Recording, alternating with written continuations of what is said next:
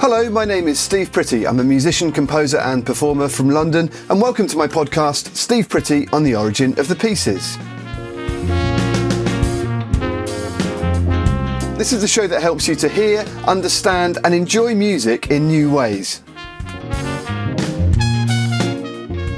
Hello musically curious people, it's lovely to be back in your ears after such a long time away. Sorry for the long delay, 2026 continues to be a real doozy. But if you've ever wondered how an opera singer is able to make that extraordinary, enormous vocal sound, today I hope to help answer that question with the help of my guest Barnaby Rea. He's coming up very shortly, an interview that I did with him backstage at the Royal Opera House. And today's opera special is in part inspired by my trip to Milan. I was working in Milan a couple of weeks ago and I managed to get a tour of the amazing Scala opera house there, arguably one of the most famous opera houses in the world.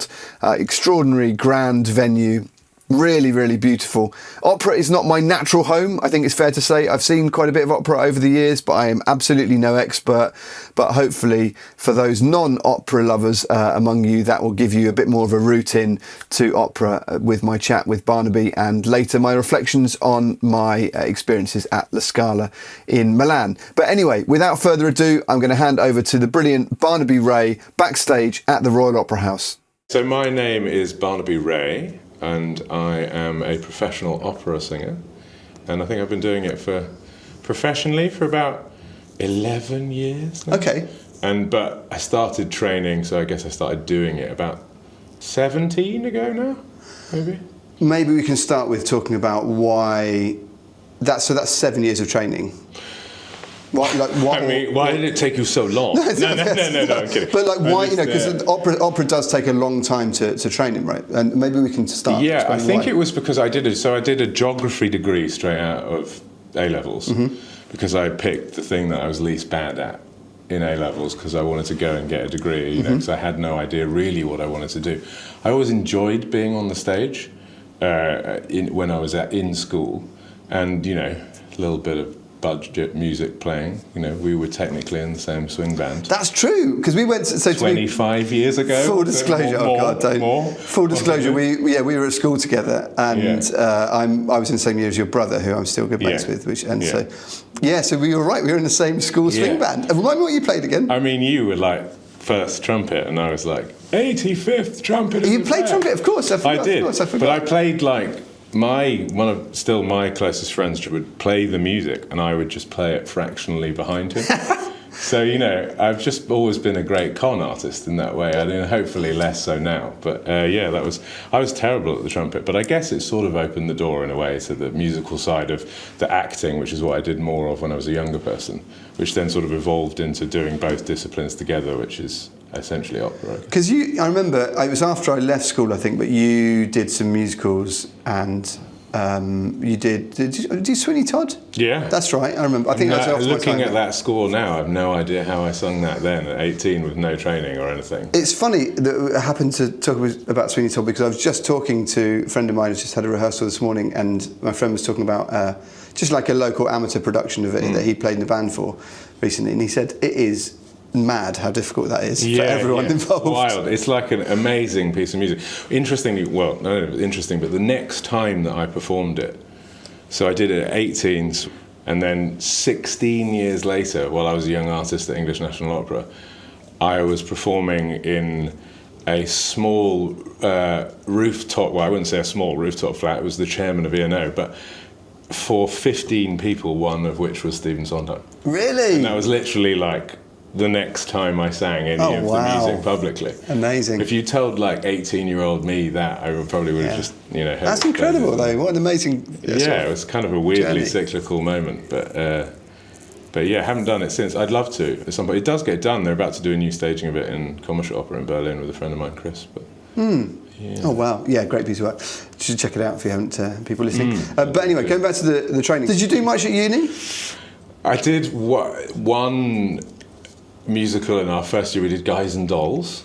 I was Nathan in that. If you know show. Guys and Dolls, there's two main couples. I think it was Brando and Frank Sinatra in the film. I was Frank Sinatra. pinch of salt. And that was in the first term. There was one a year. I think it was quite like low end amount of musical theatre at my university. And then the next year, I think they were sort of going to put something on for me and another guy, and then it ended up being the World Cup final in Australia 2003, like the Rugby World Cup final, and it was on really early in the morning, so we went to the pub very early. And then didn't quite turn up on time for the show. The show, wow. And so we weren't allowed to do it anymore. Okay. And I was like, crashing reality. I should probably be slightly more responsible. But at that point, I didn't know I wanted to do it for a living. So it was more sort of like a hobby, and you weren't, as a 19-year-old boy, I wasn't necessarily going to miss the World Cup final that England were in over the musical, whereas nowadays I would have to make a different decision because it's my profession. So you often miss stuff, as you know. Well, yeah, absolutely. You miss, like, again, being a musician, you miss so many friends' weddings and parties and big family events and all sorts of things, sadly. You have to really kind of love it. I always think that it's as much about choosing the lifestyle of being a musician, any musician. I mean, I think our musical lives are very different, but like, it's as much about being happy and choosing the lifestyle, the uncertainty, but the excitement, and as it is about your skill is obviously really important, and your craft that you work really hard on. But it's, I think being a musician is getting used to that lifestyle and being comfortable with that, and ready for that adventure and all of the kind of ups and downs that can bring. The unpredictability of it all, like the irregularity of work or consistency of life, or the travelling everywhere constantly and never seeing your own bed or whatever. It is, and yet on the other side, it's very varied and exciting. Exactly. And stuff, but you shouldn't always start with the bad parts. No, of course. I mean, I wouldn't have it any other way. I do often, but I wouldn't have it any other way, and I love it, as I'm sure most of us do. But it's definitely got its downsides. Anyway, just coming back to, so I guess we'll come back to the actual opera training in a sec. But what was it that changed from you doing that at uni and then starting the kind of journey that ended up for you here at the Royal Opera House? As I was finishing university in Plymouth, my mum found, I think her, like, you should probably do something with the voice. You enjoy it a lot. And, I was busy, having fun and stuff. But I started having lessons with a guy at Exeter Cathedral College, and he had just got someone into the Royal Academy of Music. So I went to sing for the guy that auditioned that person, and that was the head of vocal studies at the Royal Academy, and that was Mark Wildman. So I took a bunch of musical theatre and the one opera aria I knew, which was like the world's shortest aria. It's Sarastro from Mozart's Magic Flute. I sang that, and he was like, "You're a bass, throw the other stuff away." And I was like, okay, whatever that means. And then that set me off on a little bit more of a journey towards classical singing in that way. And I kind of trained with various people over the next couple of years, and then auditioned for the 3 major colleges in London and decided to go to Guildhall. And then I started my training, and that was 5 years at Guildhall, because I didn't really have, as we just proved with my trumpet playing earlier, any like discernible musical background to my training. So it was kind of a slightly longer, I wanted to take the time over it. So I did 3 years postgraduate, and then the 2-year opera course, which is like the top of the school in the opera side, the singing side of Guildhall, where you do actual like stage performances and stuff over those 2 years, like you would do in the profession. Sort of things that designed to kind of replicate how the job works whilst you're still doing the training. I see, right. I remember when I first went to Guildhall, I got dropped into this situation where it was a first postgraduate class, and it was an Italian class, actually with the guy who used to be the head flautist in the pit here at ROH in the orchestra. And so I go into the first thing, and I'm nervously sitting in the back. And then what turns out to be my best friend in singing now was also in this class, and the lovely Emanuele was like, "Are you a big guy? Sing!" And he pulled out this giant Bible of a file of stuff, and I had my 2 arias. Since I'd got in, I'd managed to learn 1 more aria, which is not a huge amount of music. And then he performed this like amazing rendition of Leporello's aria in Don Giovanni when he catalogues the many women that Giovanni has been with. It comes to the end, and I literally just lean over to the guy next to me. I was like, "Is this postgrad Italian singing?" And he was like, "Yeah." And I was like, "So I am in the right place." And I was just, obviously it took me a term to get up the courage to like sing in class, because I was so out of my depth. I'd gone there really knowing no repertoire and having no real discernible technique or understanding of how to do it. And so it was a baptism of fire. And the thing I relied on early on was the fact that I was quite useful in an acting sense. Like I would get put into stuff in the opera courses, operas, as like silent roles or spoken roles or something. So that was my sort of key into I did have a useful tool in the toolbox that some more acting chops than exactly than some. So that was, and you have to lean on those things early on. And in the profession you still do. You lean on what's your comfortable side. But yeah, that was, and then I sort of had to try and over the years I was there, like balance out the singing side until I was ready to go out into the big wide world. Because I think opera, like more than most genres of music, it's not something that you can kind of learn on the job in quite the same way as it or bust. Like a lot of, so for example, I didn't go to music college, but so most of the work that I've done has been just getting up and doing it and learning from other people, and and obviously having lessons and things as well, but mainly just kind of learning by doing and listening. And that's just not really an option for opera, partly because there's so many languages involved, right? And there needs to be a certain quantity of a basis of learning, but I do think you're totally right. Like any profession, you can't really get infinitely better at it unless you're really doing it, because the pressure of performance in front of people, having to like do it to the highest, the level that you need to concentrate on doing it to the level that you're capable of at that point, and then stretching that slightly more every time. But you only get that development from having the pressure of doing it in front of people. I think that's true, but I guess my point for opera versus my world or or pop or folk or anything else is that there's big barriers to entry which are technique based, which we'll come to in a bit, but also because you're often singing in a language that isn't your own. You were talking about Italian, right? You didn't speak any Italian. No. And I suppose that's where opera is a little different to basically most other types of singing, I would imagine. Like I have performed in 6 different languages. Wow. And like a lot of my colleagues, like they're in double figures, like. Really? Yeah, I mean, like there's not so many opera languages, but like that includes like, Spanish song or whatever, their national language but there's the sort of the core, I suppose core 5 is, let's do this now, Italian, German, French, English, Russian. Is what the most of the repertoire is. And then there's a big section of Czech opera as well. I'm trying to think if I'm missing out anything else. And I think that's generally considered. Then that's the 6 that I've done. But there does exist other stuff in many other languages as well. But that's the sort of core repertoire within what will be done here is those 6 languages. Do you need to learn those languages? I'm not talking necessarily conversationally, but do you learn things partly phonetically, or do you learn enough of the language that you can kind of get by in the language? Because you've got to worry about things like pronunciation and all of that stuff. I mean, the goal is to sound native while you're singing it.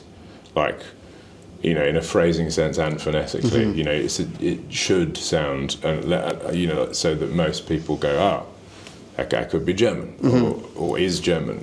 But yeah, I think it obviously informs it massively if you do speak the language, because then when you're speaking in that language, you're learning the natural way of phrasing stuff and how things undulate, and the actual pronunciation of stuff, and just the lilt of the language in general. So I speak better German than anything else because I live out there. But you can go about it in many different ways. Some people speak 6 languages, some people speak their own language and that's it, but they learn it to a level where it seems like they can speak it. Because really, essentially, you have to just be able to perform the lines that you're doing in an opera to like a hopefully native level and understand what the other people are saying, and that's kind of it. So you could go through a whole career not actually being able to speak anything other than your own language. And just doing it sort of phonetically on the sounds of the words, but also, of course, understanding, because it is, as you say, like an acting gig as well, partly. So you've got to understand enough. Enough to kind of present that convincingly as like a dramatic piece rather than just like a bunch of vowels. Yeah. And just, we were talking about this on the way in, but because when, again, we were Sweeney Todd, right, that's a musical, albeit a fairly operatic musical. Could be either sort of thing. Yeah, almost sort of straddles. Although there is electric stuff in it, but there is in some modern opera. Yeah, exactly. But maybe we can just talk a bit about what makes opera, if you like. In other words, people think of people who might know musical theatre. Think of singers who have to act and sing and move around on the stage. What distinguishes musical theatre from opera, given that you're both singing, acting and moving around on the stage in costume? So I think that to start with, the first point for difference between us and MT guys is that they do a huge amount more shows than we do every week, and they're almost more multi-versatile, like they dance as well. I mean, there is dancing in opera, and some opera singers are obviously very good at dancing, but generally speaking, not so much. It's not like so much of like a triple threat, singing, acting, dancing. But on the other side of that, they can do 8 shows a week because there's amplification, and we are actually performing without amplification. So generally speaking, you wouldn't find that you do more than maximum 3 or 4 shows of an opera a week, absolute maximum, probably more like 3. When you're rehearsing it, sure, you're rehearsing 2 sessions a day and stuff, but because if you're one of the main roles in a piece and you're singing for if it's a Wagner piece and you're singing for 5 hours, you'd need some time to come off that, just to recover for a couple of days before doing it again, because it's a bit more demanding, because you're actually sort of creating the resonance. I should say it's a bit more demanding in a different way. Obviously what MT guys do is crazy demanding, and I have no idea how they actually do that. But in like a pure vocal production sense with no electronic amplification, we have to kind of make our own resonance, so it's a bit more demanding in a health sense on the chords than the rest of the body. Yeah. So I suppose that's the main difference in that sense. There's still the acting. I would say that in these days and times, we're moving more away from what used to be the old school version of opera, which was like they called park and bark, which was like you stand and you deliver your vocal prowess. Basta. That's it. And that then was wonderful, which is amazing and also exists still, and it's a sort of wonderful element of the industry when you can display a performance and the emotion needed just with your voice and without doing much acting. That's a skill in itself, but that's when it's a conscious choice, when you're sort of doing less because you can do so much with your voice, not just because it's the way of the form, like in the 60s and 70s, where it was you just stand and do it, which was a great thing in itself, but it's just moved into a slightly different vein in that I think people expect slightly different things from the theatre in general now, like they expect it to be truer to what they see on TV, I guess. You sort of see that in the demands of casting with look and stuff as well nowadays. And just the reality of looking at life. I suppose what theatre is I guess, in my view, is like a mirror of emotion, right? You as the person in the audience want to relate to what that person's doing on stage. So if it's not really relatable, then it's not going to carry over to the audience and it's not going to be good drama. And that still needs to exist in opera, even though we're doing kind of backflips in a singing sense. You still want to be able to get across the crux of the fact that he's in love with her and he can't have her, or whatever, which is the simple fact of what someone will actually relate to, rather than the fact that you just dropped 2 octaves with your voice and then jumped up again or whatever. It's just an interestingly different challenge when you're also trying to convey a character's story and viewpoint and emotions and in a way we're an interesting element of all music, in that we don't write our own stuff like you do, for instance, or a myriad of other people in the industry. So in a way it's trying to mould yourself around something that's existed for 200 years is its own challenge and its own greatness, because you know it works really well because it has done in the past when some great people have sung it. So that's like a challenge in itself. You're like, oh, so if I don't do this well, I'm just not as good as that guy.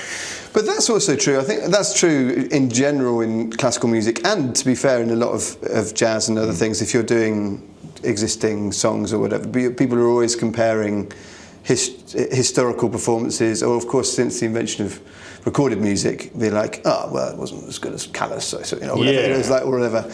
Yeah, I mean, it's like anything, isn't it? Well, when you're alive and you're in comparison to your peers and you're the best in your field, you then start getting compared to dead people. Like, it's just, and you know, like or myth or whatever. Exactly. A big thing about opera is it's really big. It's massive. We just went into the main house here, you know, which is where you're playing tonight, and it's enormous. It's, you know, there's 2,000 seats. It's an enormous stage with a huge dock, the bit behind the stage where the sets are prepared and move around. That's actually much bigger than the theatre, isn't it? Huge. You kind of see you're standing in this like aircraft hangar, and then you look through this tiny proscenium, and then it gets bigger again, but not quite as big as this. Exactly. Insanely. Most of the building, actually, when you see it from the outside, if you ever walk past as a normal human, that is literally the dock. A lot of it. Yeah, exactly. That huge square bit at the back is the dock, isn't it? Essentially, and the dock's again where the trucks unload all the sets in, and because of this thing of not doing 8 shows a week like a musical does.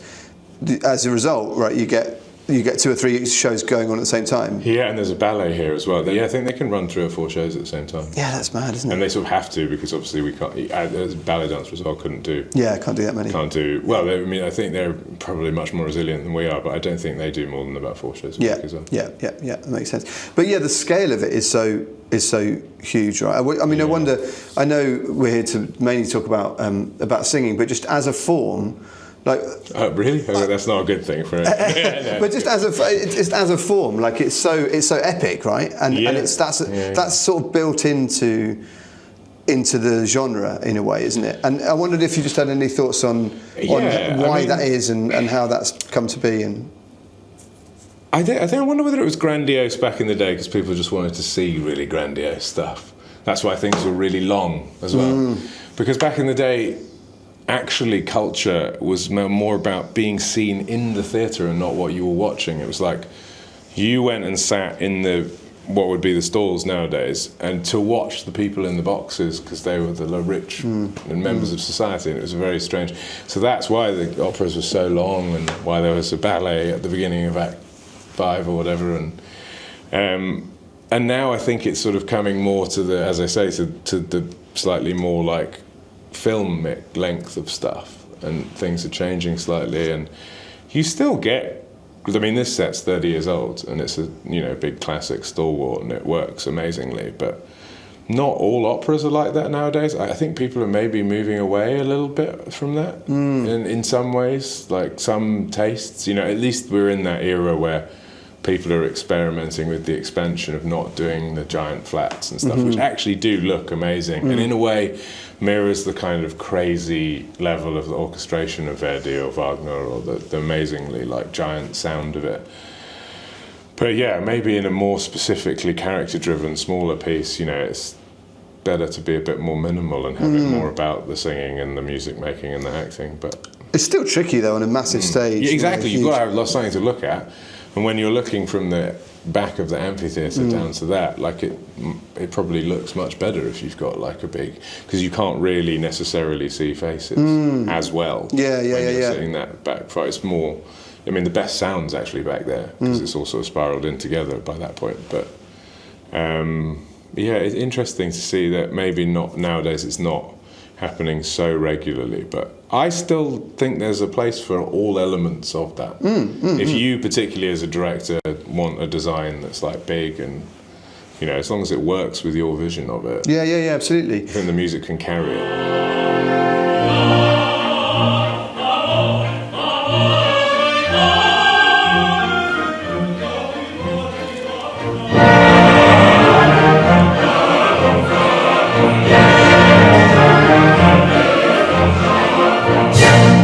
going to cut in here and just explain a little bit more about my trip to Milan and the Scala and how that differs from the Royal Opera House in London. Again, this is from an outsider perspective, but to me, the Royal Opera House in London, of course, it's an extraordinarily grand venue, but the sort of social hierarchies seem quite different between the Scala in Milan and the Royal Opera House in London. The Scala, for example, is all boxes. It seems to be a lot of boxes, which are the areas, the kind of private seating areas that you get in theatres and particularly opera houses. And the stalls, which are the area in the auditorium in the middle, that are much smaller, I found, in the Scala than in the Royal Opera House in London. And I think the reason for that, I learned, was because in the Scala, families, sort of grand Italian Milanese families, would have their own boxes and they could decorate their own boxes. If you're watching this on YouTube or Spotify, you can see now the vast expanse of these boxes, and it's been quite a thought to think of each of those decorated in their own presumably very plush and lavish style. These days it's all kind of red velvet and gold curtains and stuff, but back in the day, these would have all been decorated as a way of reflecting the power and taste of the families that owned them, and they did own these boxes. Again, now that's slightly different, but it's still very interesting to think about the kind of social history and hierarchy of these grand families.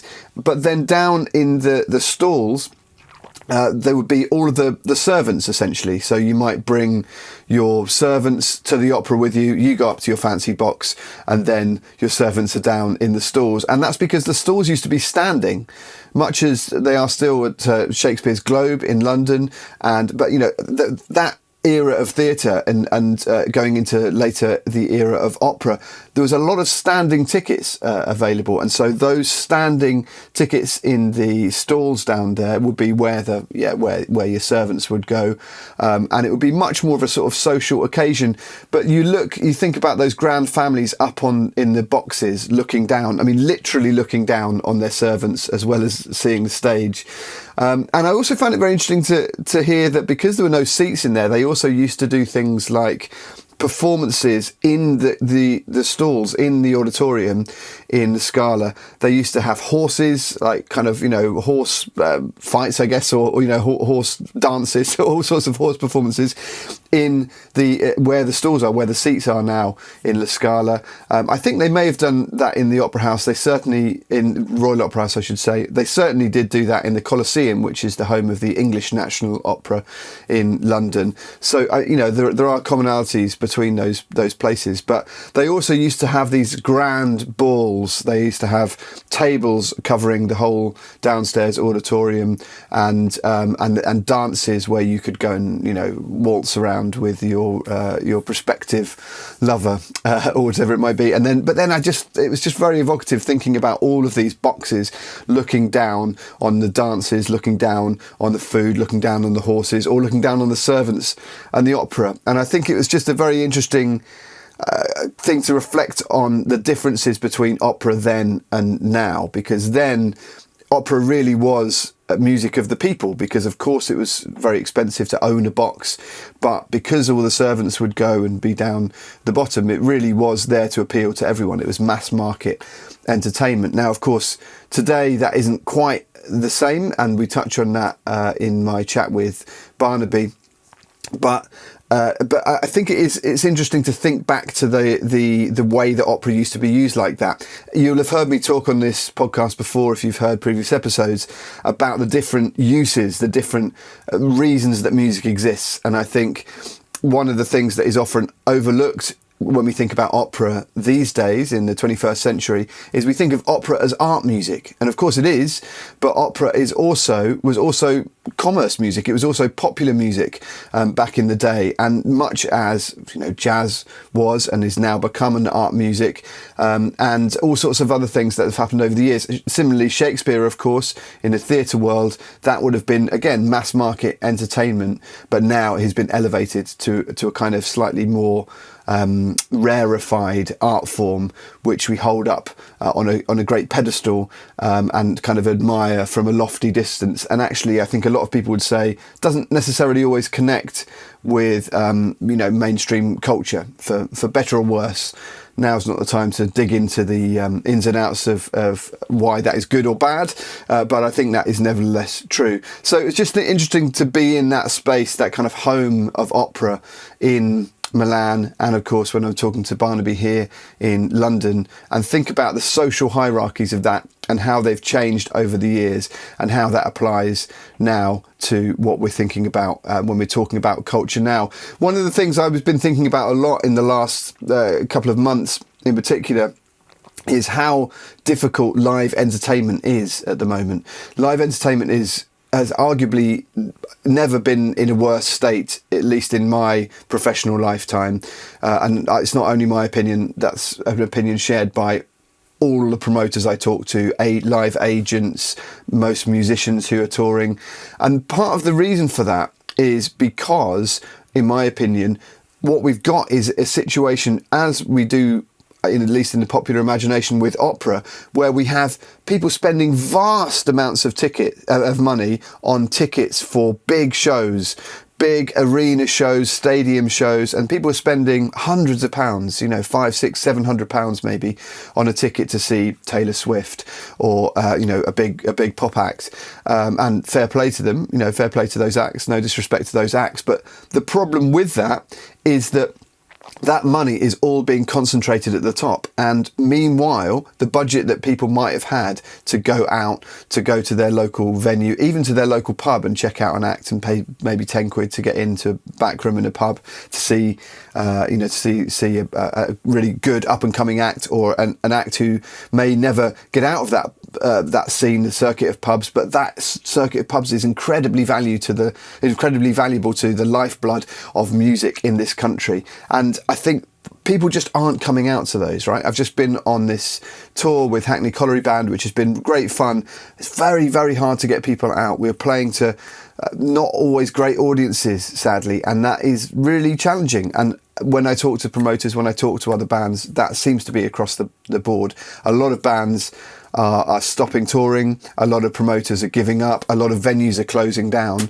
And so when we think back to this kind of hierarchy of cultural, the way that music is perceived in kind of cultural hierarchy, it's interesting to reflect on the fact that in some ways we are re-entrenching that thing that people say about opera, that it's elitist. Fine, it is elitist, it's expensive to get a good seat at the opera. It's much more expensive in many cases to go and see a big pop act in a stadium. And meanwhile, what's not expensive, relatively speaking, is to go and see an act in a 200-seater venue, or even a 50-seater pub, or wherever it might be. And those are the places where music is incubated and grown, and those are, as the cliche goes, that's where the superstars of the next generation come up through.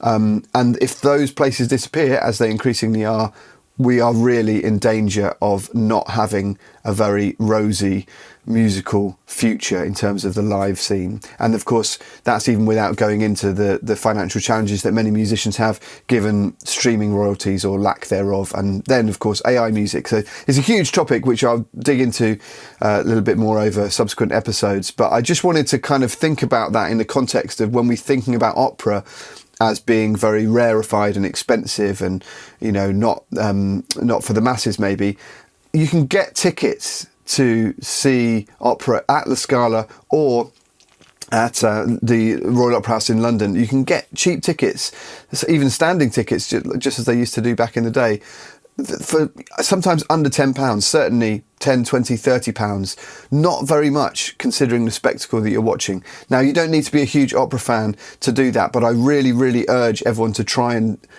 see something like that while they can, and while those ticket schemes still exist, because it's a real spectacle that you're not necessarily going to witness anywhere else. And the music may not be entirely for you, fair enough, but it's a really unique thing to try and go and do. But also that £10, £20 goes very far to supporting grassroots venues and independent musicians.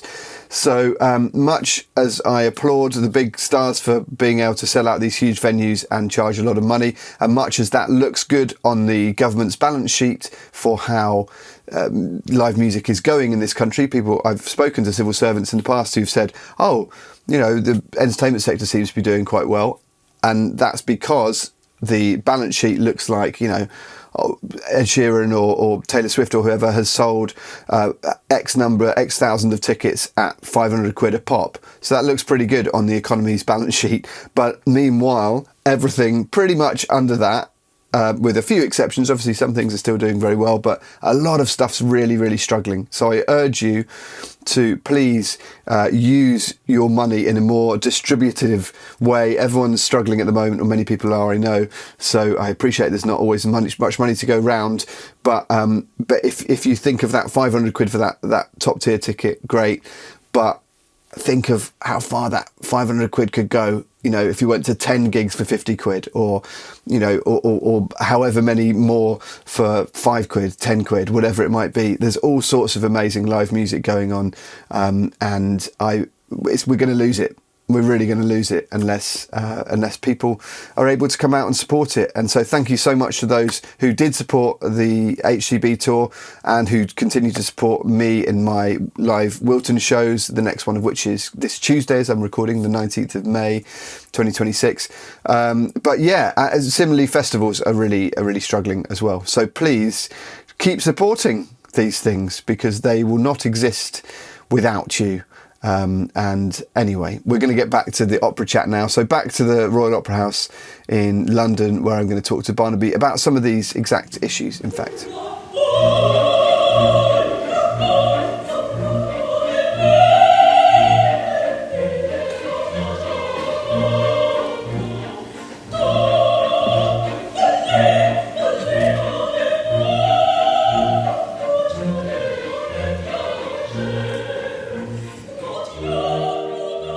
Just coming back to the kind of society element of it that you were just mentioning. So there's, I think there's a perception, rightly or wrongly, that the opera can be elitist and it can be for, not for everyone. Have you got any kind of thoughts on that, or do you think that's true, or do you think that's? I don't know. I mean, I don't think so, but that's because I'm in it, maybe, and I'm biased. But I mean, you can sit in the gods in here for £8. See, I think people don't realise that, right? You can stand behind the stalls for 9 quid. Yeah. Like, how much? Until a couple of years ago, I was a season ticket holder at Tottenham Hotspur. That's a lot more than that. Yeah. So sorry to say, the prices here are a lot less than where I sat in the South End or whatever. It's I don't know whether it's because of it's a little bit of an inaccessible art form in that way, that it's quite a big piecemeal to bite off, like the whole thing. You're like, oh, that's a lot. And also, some members of society do tend to go watch it more than others. So there can be and I think definitely in its time it has been a bit more elitist in certain areas. Not to name specific companies or whatever, but the fact that you get done up in DJ or whatever and go and do it, then obviously to some other members of society you're going to perceive that as that's a bit hoity-toity or whatever, because it looks it, and maybe it is to a certain extent. But you can do it for a lot cheaper than going to watch it. And it also is, there's all sorts of schemes nowadays that make it accessible. In E&O, English National Opera, just down the road where I did my young artist programme, you go for 20 quid as an under 30. And there's all sorts of schemes to get. But I mean, and if we forget about England altogether, in where I live in Germany, there just is more of an age range of people who watch it. And I don't know what that's to do with, whether it's like a compositional pride thing or more part of the national culture. Or just that it's literally more still infused. And it's not a bad thing. Look, we're a niche at the end of the day in a lot of the world, and that's totally fine. We are not Taylor Swift in that sense, the same broad scope of appeal. But like in certain areas, like in Central Europe, like Germany, Switzerland and Austria, it's still really popular in all age ranges. And I can't necessarily tell you exactly why, other than I think it's just still a bit more infused in the culture. Yeah. Who knows why that is, but younger people do still go and see it, and the funding is there governmentally, whether that's right or wrong. It's not. I would obviously. I'm fine that that's the case in Germany, you know, because it's my job. But I can understand why other people would think it was misplaced funds. But rightly or wrongly, it is always protected in a lot of areas of Europe, and I don't know why that is, but it's enjoyed by a lot of people over there.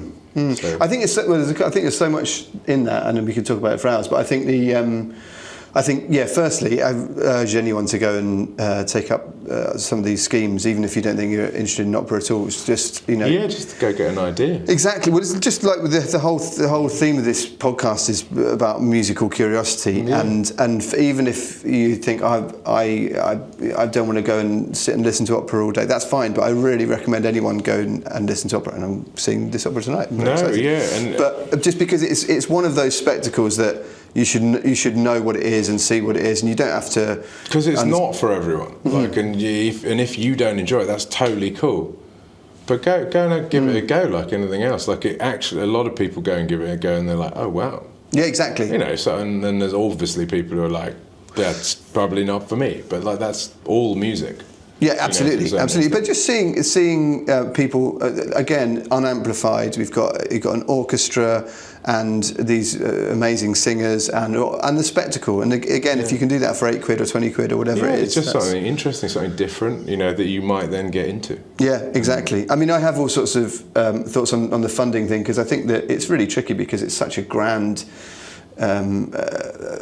art form, isn't it? It's a very expensive thing to put on, and so it needs money from somewhere. Generally speaking, but then if you, and I'm not talking from like an apportionment of funds thing, it's because I'm not a politician, and like everybody's obviously going to have their own agenda, and I'm not saying money should be given to the arts or classical music. But I suppose when it becomes a production like this, which is Richard Eyre's Traviata, has been on for 30 years. That's kind of a good return, in that sense, when it's literally been going since 1994. Yeah. But yes, it's not cheap, and it does require some funding because, I mean, in America, for instance, where my wife is from, it's generally entirely private funded. Yeah. Yeah. Because otherwise it wouldn't exist, and that's just their choice. But, anyway, we can talk about that stuff for hours. You've got to go and get makeup on and stuff soon. I do, yeah. But I wonder if before you do, I wonder if you could perform the entire. If you could opera, do the whole of the opera now, that would be great. But as fast as possible in the next 5 minutes. With like costume changes. No, just tops off. Just straight off. I think I like it. All right.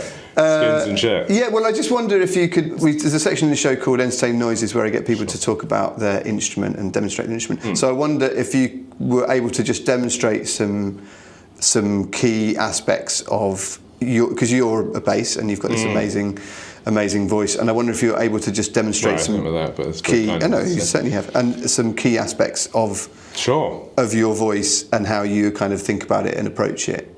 Well, I mean, a lot of musicians, they're using their body to play the instrument. But ours was probably one with actually inside. Yeah. It's a little bit different in that way, and I suppose affected, therefore, is like, sort of health and the weather and all sorts, and it's all a bit dependent on that, depending on, like your constitution and blah, blah, blah. But your speaking voice is so, it's so sort of rich by itself. Hey, maybe I just do that. I mean, basically your speaking voice is presumably like a 24/7 warm-up. What's useful for me is a lot of my performance takes place in my speaking range, which is not the same for, say, my wife is a soprano. That's all going on. So in a way, I'm warming up. Yeah, interesting. Okay. In a weird way, and also there's, I guess, maybe a resiliency to the bass in that way that I'm constantly. There's a few people I know who do place while they're in like. They go into the formant the whole time, like here, and talk like that constly. Can you just explain what that means, the going into the formant and placing? Because I sort of have an understanding of that. So the idea of opera or classical singing is that you're not using a microphone, so you've got to create your own. You have your own resonating chambers, but you've got to get the voice through that. Where I guess with like in our case as opera singers, with like a constant airflow. Because if you've got like a phrase of music, then you want to try and create, using support of breath and diaphragm, like an even distribution of the air across that, like whatever you're saying, be it a sentence or like a collection of words or just one word maybe. Whilst maintaining, I guess, beauty of tone, ideally. But also trying to inflect as well. Like there's the language will play. Different languages are set up slightly better for singing. Like Italian, for instance, like probably the best because it's from the Latin, and Latin, I believe, was literally invented but to be chanted by monks. Right. It's like more conducive to singing in that way. So some languages are more helpful. Can you just take us through your range, even just a scale to start with would be? I guess I perform regularly up to like, let's do it on this one, up to like this F, or occasionally touching F sharp, but then down here as well. And I guess I sung down last year here to be fair, but I'd have to, like anything, for me personally as a singer, my voice just gradually creeps up a little bit. So like to prepare that, I'd actually have to warm down. The opposite to how a soprano, they have to sort of like make sure their voice is sitting high. I would have to like physically like hold it down there, because you just go to naturally where your speaking tone is. So when you were saying earlier about some people place when they're talking and going to the formant and stuff, that you mean that they're projecting their voice in a particular way? It's just assistive in a weird way to be constantly placed where you're trying to get the most resonance in like a cutting through the orchestra to go out into the band. So they talk place because it gets you your development. So you feel natural in doing that the whole time. So you're never not in the right place, because you can often be singing and not quite be like making the sound in the most ergonomical way and the most like productive way to go out as far as possible. Yeah, the most sort of efficient and resonant place, so that you're working with your own resonating chambers and also the room. Yeah, exactly. Whether it's your technique that's not quite worked in that way, whether whatever vowel and what part of your voice is you haven't quite got right, or whether the text itself has affected it in that way.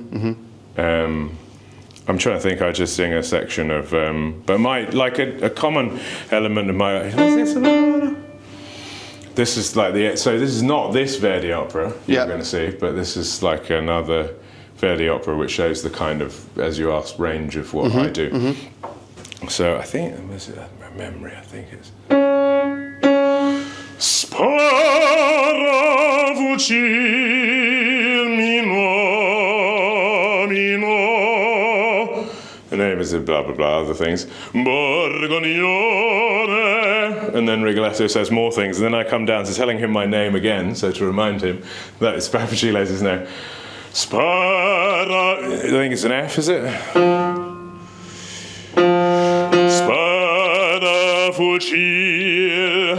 Spara fucil. And that goes on for the rest of the time until the orchestra goes out. So yeah, I guess that's amazing. That's a huge range. I guess a little bit of a range. Like, wow. Yeah. And that down low there, it must be very hard for that to cut through. I mean, obviously that's about how it's orchestrated and written from the composing point of view, I guess, but also... Yeah, I mean, for instance, so weirdly, the role that I'm doing at the moment, the Doctor Grenvil in Traviata, often with the smaller roles in a Verdi piece, he'll use them as instruments, like almost within the like texture of the orchestra, of the orchestration and what's going on. And Grenvil randomly sits quite high, so I'm like warm up here now, whereas if I was doing Sparafugile, I'd have to do like a totally different prep I see, for the day. Right. Like I'd spend the time warming down, but a lot of my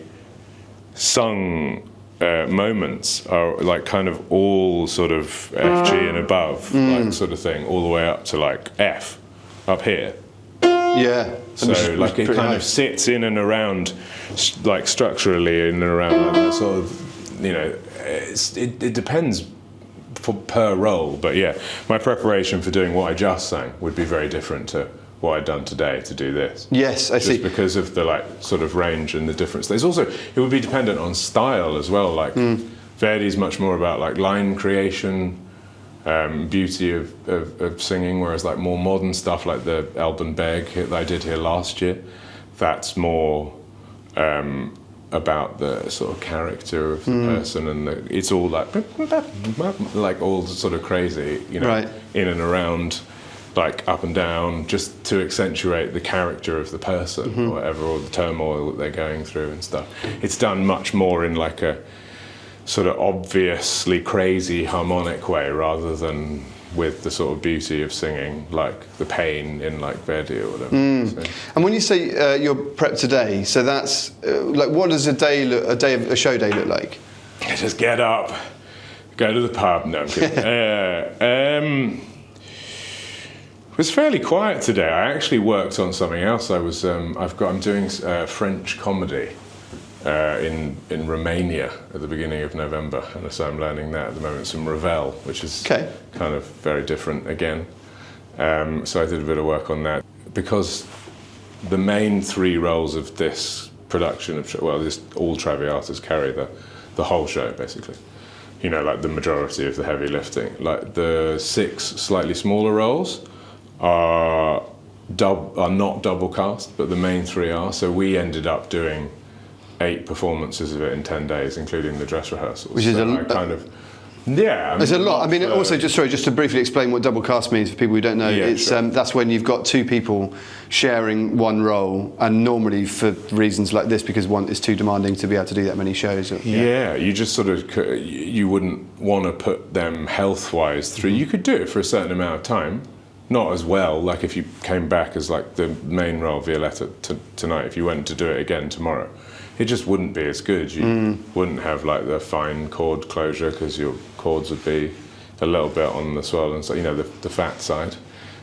So you wouldn't be as dexterous as you were. And if you kept on adding those days up, you could probably keep doing it if you were a solid technique and a resilient voice, but eventually there would be a breaking point, and you'd be like, well, now I actually need some time off, rather than just, if I'd had 2 days off, I can now do it again, as I could do it 3 days ago. Yeah, but even, you know, touring pop and rock musicians, I mean, they sometimes do consecutive nights, but often they won't for that reason, and that's with loads of amplification and mics and everything as well. Like, because even though they're singing with mics, like the range of some of those guys is like, you're like, oh, and you know, like the style of how they're singing, you know, is like, wow, you must need to rest after that. And then sometimes, because of their popularity or the regularity of the producer that's putting the shows together, and the machine, the machine is a thing. People want their money, you know, like maybe they're having to do more than.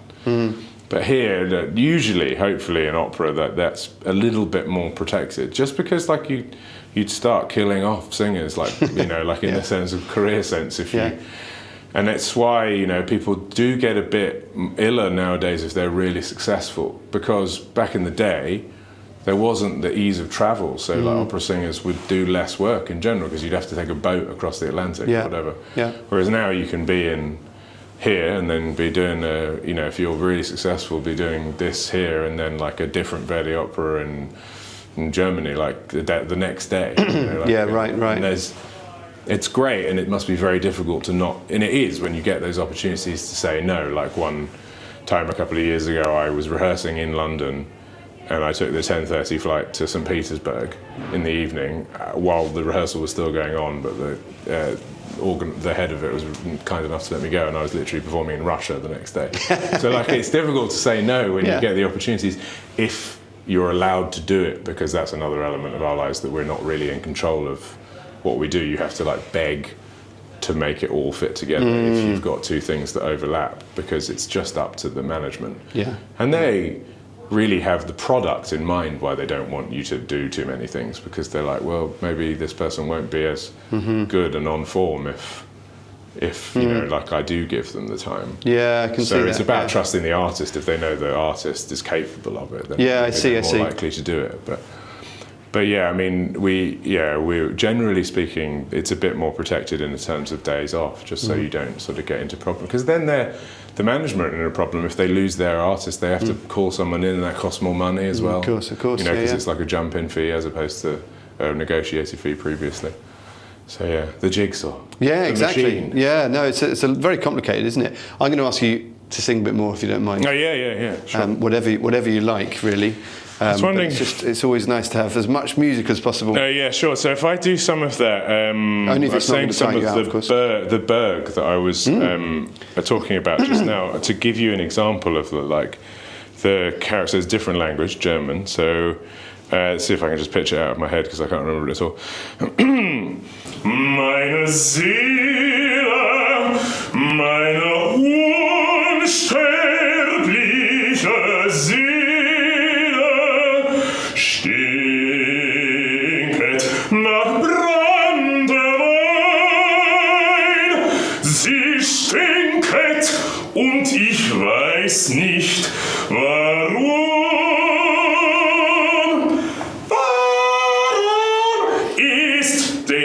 Then you go into crazy. That's literally composed as beyond my range. You have to do it in falsetto. It's just astonishing, the volume in here. I noticed there's a sign on the door that says "Be careful of your ears," because for exactly this reason, right? No, I mean you see, especially in the orchestra, protective siding panels. They have those plexiglass things. I guess you're used to incredible amounts of noise, more so than I am because you're in and around it. You're right in the. Well, yeah, but I just mean, just given that it's just a voice in here filling a small room. You get it with singers, the leads when they're I love you, slightly more voice, but you get the idea. In each other's ear, it's astonishing. I love you, over and over. For years, and you have to do the embrace, but you're slightly cheating out because if you're going to sing directly in their face, you're going to definitely. There's the practicality of not hurting your colleague, but also, if I'm singing into the wings, that's going into the wings. Yeah. So you have to cheat a bit, and you have to work in. That's another element of the technicality of doing what we do is within the drama and the singing. A lot of the time you're cheating so that you're orientating your head out or your voice out even, or knowing the moments where you can look sideways, or if you're acting and not singing, you're looking upstage or you're across, and sometimes you just need the baton, the conductor's first beat in the bar or something, so you can then count for yourself and off you go and do something else, and then you come back in and you have contact again when it's necessary, because it's a big organism in that sense that the guy out there with the stick, he's negotiating what's going on with maybe 100 pieces in the orchestra with some massive operas. And then trying to link that to what's going on stage. And every singer is different. So they're, even within very accepted core repertoires, they will sing a phrase differently to how another person would sing it. So you have to almost, as a conductor, breathe with them and know how that's going to end so you can bring in the next beat. And although it's very rigidly in the time, it's not at all. So it's just another element of that type of the machine. Well, the performance machine rather than the money maker. Yeah, but the kind of living organism is a good analogy, because it all has to work together, but it's not as strictly rhythmical as a lot of groove-based music is. So again, pop, rock, folk, a lot. That where the groove is where it's at. Whereas classical music in general, but particularly opera, I think, right, is very much pulled around. The beats pulled around around the singers and around the singer. And if you'd have to have. You hopefully have good feeling and sentiment for what you're doing in the direction and what the orchestra needs from you as well. And the conductor will obviously tell you if you're not doing that. They'll be look, you can't drag it there. I need you to be here. But they're usually as sympathetic as they can be with the fact that each instrument's different. You might need to sing something in a different way because your voice isn't the same as Maria Callas or whatever.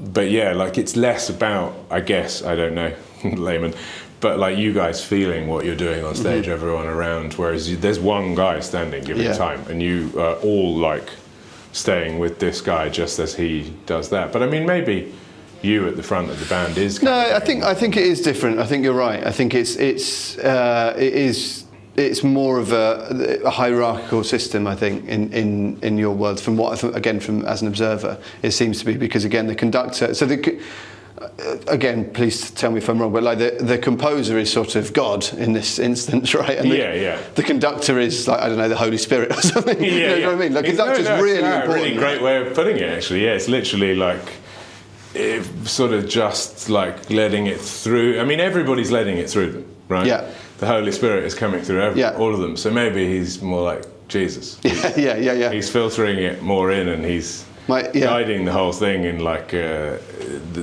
dragging it all together and like making it marry up, you know, because there are times where a singer will want to do something and it's more for them, and he's like, well, I can't, because there's so many people down here, it needs to, you know, move in the direction where we're going. If it's like the time signature's changing, or like that's just not the colour that we need right now, or, you know, it's amazing to observe all these different talented people in the industry as you kind of try to make a piece together with so many people, you know, like playing and giving their element of the art that builds up to make this massive thing. Yeah, well, even just backstage, you know, massive sets. There's enormous sets and huge amounts of technicians and everything going on. I'm going to ask you one other thing about singing from a technical point of view.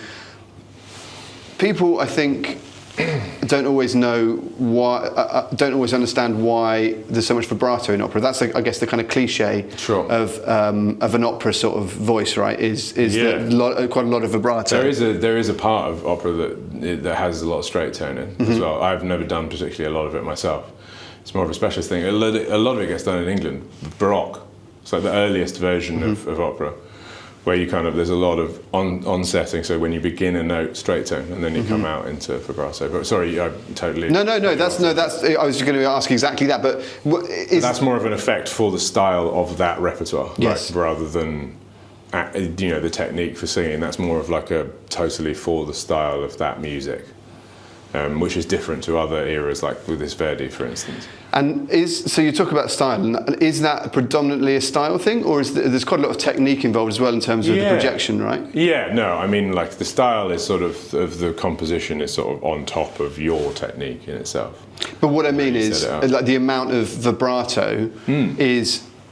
Am I right in thinking it's sort of half about style and half about projection in terms of... vibrato shouldn't really interfere in that way more than just delivering the sound. Okay. It's literally assistive of getting it out there. I suppose that's what I mean, but in other words, you wouldn't... Would you be able to sing like the same... Like you shouldn't be like consciously making vibrato. It should be like part of your technique set up that comes out like that. If you're... The pressure is, in want of a worse term, is completely perfect, like around it. It should just come out very evenly and not that obviously. And actually when you hear, I don't know, you don't want to say people do it badly, or like maybe people who could have been incredible back in the day, but they've had too much volume of repertoire and they're older or whatever, and you hear like a big bang in the voice, like a wideness in the vibrato. That's just because the control has gone slightly more.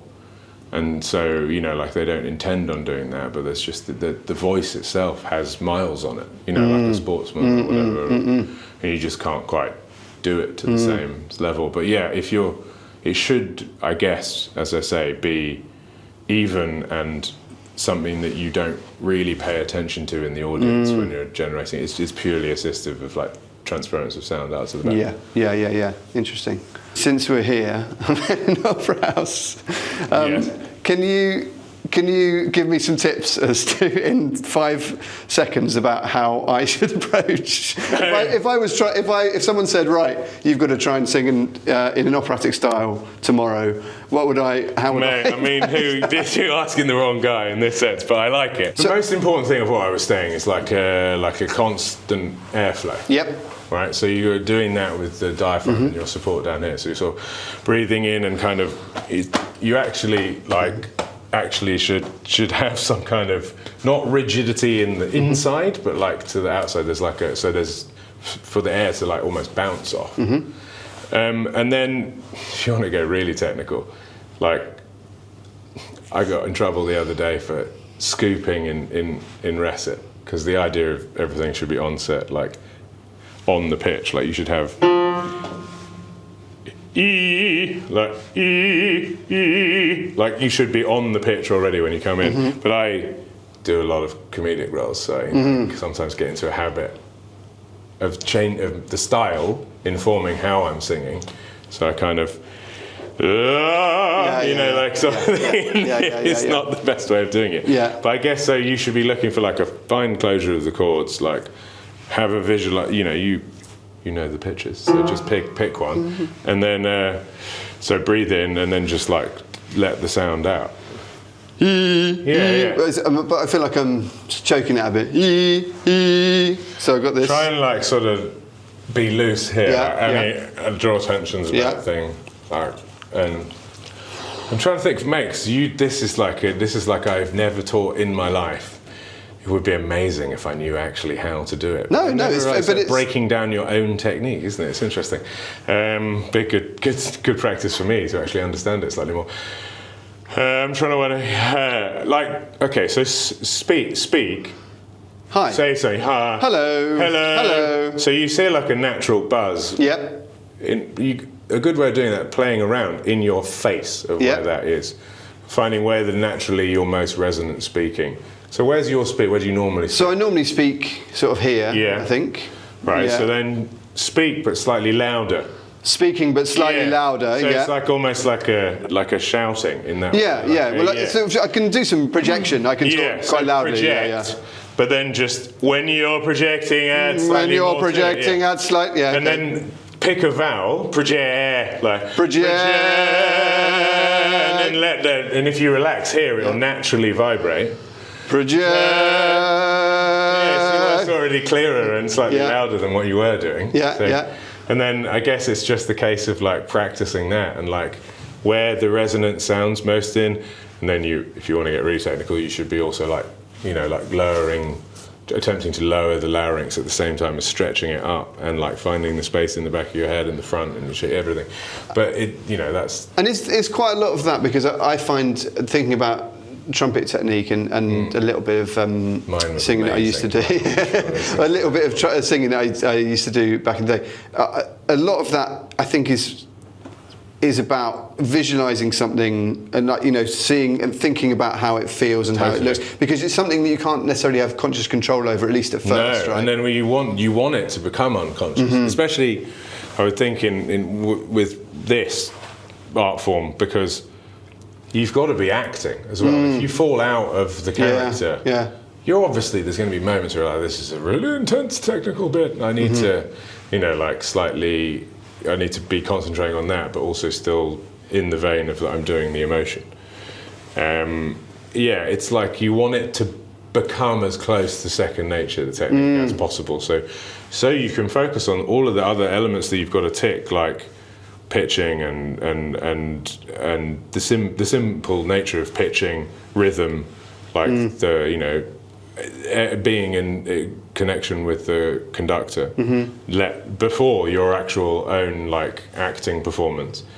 So in a way, like the singing is the first thing that you should do and that's why people start learning roles, like if they're really big, like a couple of years before, so that it's so deeply ingrained in you, and you have that visualization already, like sort of somewhere in the back of your brain. You're not actually thinking about how do I do this moment. It's more like it just falls out so that you can act it at the same time. Because I've heard opera singers talk a lot about learning repertoire and stuff, and that's presumably classical musicians of all sorts, but that's presumably why. So you've got lots of stuff that if you were called on to do a part tomorrow, even if you've not done it before, you might have got that club in your bag potentially, or at least partly. I mean, it is a part of it. It's like, how good are you at the certain elements of our world? My wife, for instance, she got called up very recently to do a jump-in, not a jump-in because that would be you going on the day to do the performance.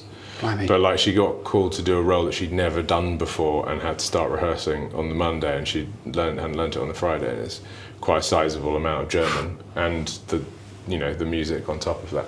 She's like a sort of musical savant, like she was basically starting to talk and starting to play the violin at the same time. Right, so right. It's a different level of musicality that I'll never understand. Like closer to you in that way. Oh no, I mean that's kind, but nothing like that. But like she is capable of doing that. Like going and jumping in and doing something like that. I would have to say, in a learning sense, because that's the thing that I still take the longest over. Is like learning the stuff. Once I've learnt it, throw me in anywhere. Like if I've done the role and it's relatively recent, in the last 7 years. I'm maybe jumping into something in Germany later this month, like I haven't done in 7 years, another Verdi piece. I'm fine with that, as long as the music is in there, and it's not too much of a relearn. I don't mind any of the live action hilarity of like what could go wrong. Yeah. For me singing, or for the the actual job, or and from an acting point of view, I kind of thrive on that.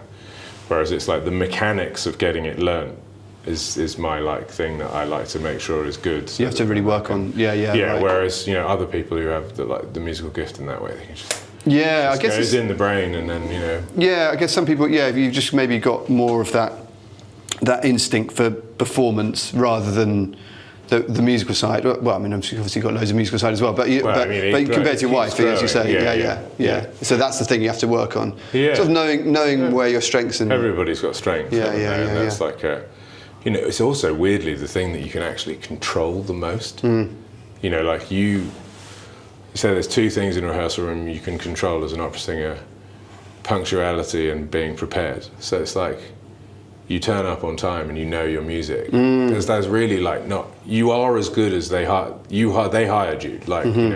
Maybe they didn't know who you were, and maybe they're not going to like you at the end of it. You can't control that. You're where you are as an artist at that point in life. There must be a reason why they hired you, otherwise they saw your CV or the whatever, or that can always not go as well, or it can go brilliantly. But you can control knowing your music and being on time, and that's it's quite a good rule for life generally, or certainly for being a musician in general. I say this, I'm not necessarily sure. Sometimes it's a bit pushed, isn't it? Isn't it? Definitely. But it's a good rule of thumb. I mean, I'm not saying that I in any way abide by it. I'm not saying I live by my own mantra at any point, but to a certain extent, I sort of have to in a weird way, because it's something in me that I know. Right, I need to know that I've got the basis of it learned, so I can then. Because there's been a lot of pressure, and so. If and just screwing up really publicly in front of a lot of people isn't the most fun thing. No, of course, especially in a huge production. It's also not conducive to getting re-employed, which is essentially what we're doing every job to do. It's to produce the goods and give the audience a great night of entertainment. But you also wanted to perpetuate your own career. Yeah, no, of course. The admin are in, they're watching, and you need to produce to get the next job, be it here or at another place of an intendant who's sitting in the audience, but you don't know they're there. So. Well, that's the thing. You never know where the next job comes from. I mean, I think that's some of the biggest jobs I've done have literally come from pub gigs. Or whatever. And you don't know who's doing the closing ceremony of the Olympics came from doing a gig in a pub. No, I mean, I just got gigs from chatting to people who liked me, and then you're like, you don't know if I'm any good.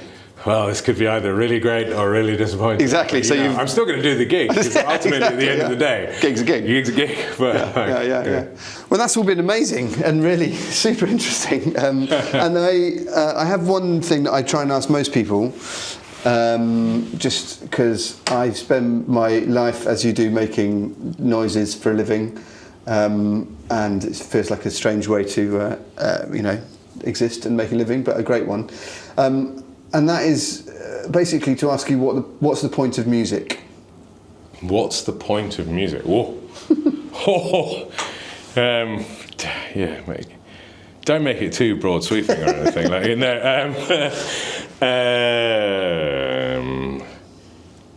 I think music can be an incredibly massive release for people.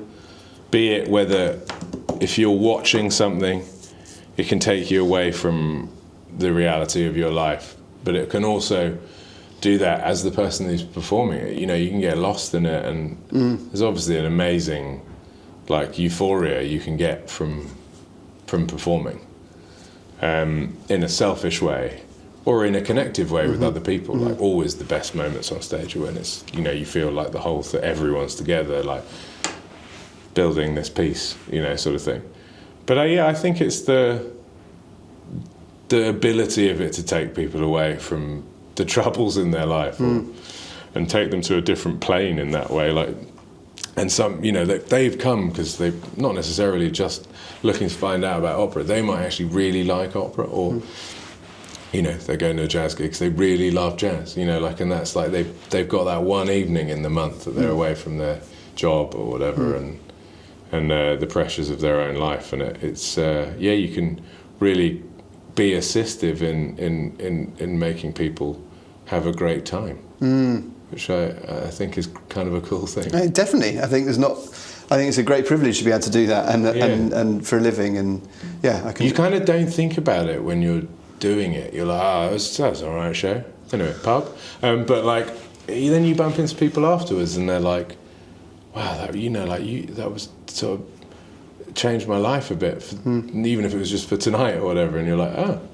yeah, I forget that's a thing. You know, I think it's sort of important because we're stuck in the grind and like of just doing it as well. Well, that's partly why I asked the question, just because it comes from like you. I didn't do a music degree, and so at least, you know, for undergrad, and then and I did a philosophy degree, and so I've just sort of always been like, you know, I love music, and I think it's really important in all sorts of ways, but there's not a clear answer. People whenever I ask that, people give really different answers, and you know, it's normally something along those sorts of lines. But I think it has got that transformational power for a lot of people, and it can just speak to people in a really direct way that a lot of other things can't. So words, maybe, or you know. I had a friend. I don't see him a lot nowadays, but I always remembered this. He always used to say, imagine if our lives were like musically scored constantly. Like the amount you'd feel way more than, like, I mean, it would be very confusing if everyone was live music scored.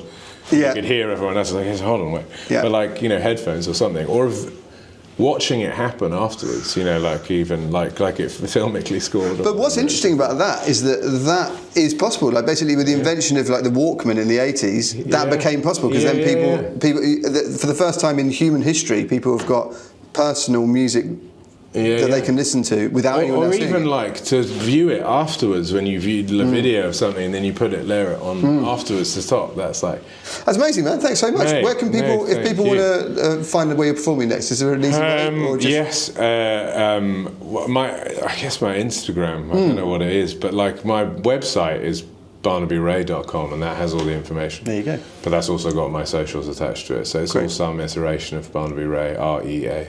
Great. So yeah. Nice one. Thanks. Well, I'm really looking forward to tonight. He gets around. He flies around. He does some gigs. International singer extraordinaire. I'm really looking forward to tonight. Oh mate, it's gonna be fun. It's a good one. I mean, it's a classic. It's been going a long time. This particular staging. Yeah. It's always nice to come and be part of like that, as well as create your own thing, like in a new production. It's kind of cool, like walking into something that you know, like legends of your industry. Like I'm pretty sure Pavarotti sung in this production, like in like 1994 or something. Wow. When it was first come out. That's wild. You know, that may be just like massively not true, but there are some genuine, like, I had to say that because he's like maybe the only one of the few people who actually crosses over, but there's like industry legends who've definitely done this, like even recently, and it's like kind of fun to be like, like all those things where like I haven't done it yet, but there's the Met production of La Bohème. There's inside Collino's coat, which he sells at the end to try and get money to buy her medicine, even though it's too late. The main soprano's dying.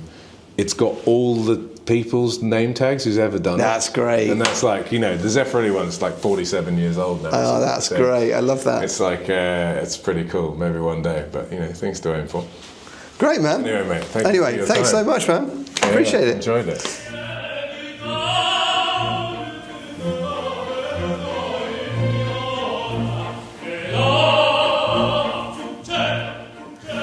Well, huge thanks to Barnaby Rea once more for that fascinating chat about opera, and particularly I really love the way that he explained how he used his voice. You know, it's such a different way of singing. I've interviewed several singers on the podcast over the years, but completely different approach as an opera singer. So thanks to Barnaby for sharing those insights. And you can see him right now as I record. I'm recording this in mid-May 2026, and he's currently at the Royal Opera House in London doing Peter Grimes, which is a wonderful opera. So you should go and see him there, and you can check out his work. There'll be links in the show notes. So yeah, go and have a look there. Meanwhile, thanks so much for tuning in. Once again, I have a big show at Wilton's Music Hall coming up on the 19th of May. If you hear this in time, do come along to that. It's going to be a lot of fun. I've got Jim Bob, the frontman of Carter, the Unstoppable Sex Machine, massive cult 90s band. It's one of those bands who you can call them a cult band now when we're talking in 2026, but at the time they were huge. They headlined Glastonbury on the Pyramid stage, and then, for reasons that I'm sure I will talk to Jim about, got banned from Glastonbury. I think the only band in history to have both headlined and been banned from Glastonbury. So I talked to Jim about that, and he's going to play some of his brilliant music. We've also got the Ocean Songs project, which I've talked a little bit about here before, which has got Lottie P from band Goat Girl, Nick Pendlebury, who's the head of strings at Trinity College here in London, and Colin Riley, who's a wonderful contemporary composer. So they're going to be there, along with many others. So please do come along on the 19th of May if you hear this in time. If not, bits of that will be coming out, of course, on the podcast feed over the coming months. Sorry again for the delay, and I will be back in your ears more regularly, I hope, now that things are hopefully beginning to settle down a little bit.